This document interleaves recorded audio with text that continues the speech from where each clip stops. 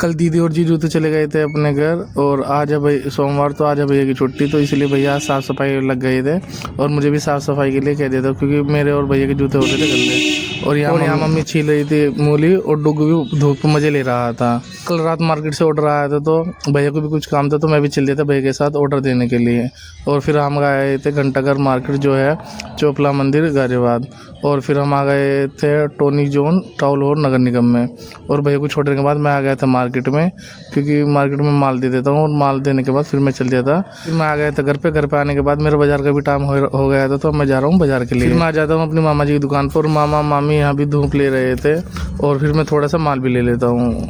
माल लेने के बाद फिर मैं आ गया था बाज़ार में, और बाज़ार में आकर अपने मैं दोनों स्टैंड खड़े कर देता हूँ, और खड़े करने के बाद उनमें माल भी लगा देता हूँ। जो माल मैं दुकान पे से लाया था, उन माल को मैं एक एक करके हैंगर में डाल देता हूँ। और फिर माल डालने के बाद धीरे धीरे कस्टमर भी आना स्टार्ट हो जाते हैं। और कस्टमर को तो समझ में नहीं आ रहा है कि माल ठंडा लेना है क्या गर्म, क्योंकि ना तो सर्दी पड़ रही है ना ही धूप निकल रही है, और बस नॉर्मल ही सर्दी है सुबह शाम की। इस वजह से कस्टमर बहुत ज़्यादा कन्फ्यूज है माल लेने के लिए। और इसी वजह से मैं माल भी नहीं ला रहा हूँ, क्योंकि जब माल ज़्यादा लाऊंगा तो गंदा भी होता रहेगा और बिकेगा भी कम। इस वजह से जितना माल बिक रहा है उतना ही मैं माल लाता रहा हूँ दुकान पे से। कल तो मेसी मुंबई आया था, और आज आ रहा है दिल्ली में, क्योंकि वो इंडिया टूर पे है। और अब मैं चल दिया था माल पैक करके घर के लिए, और अब मैं आ गया था घर पे। आज के लिए तो मिलते हैं नेक्स्ट।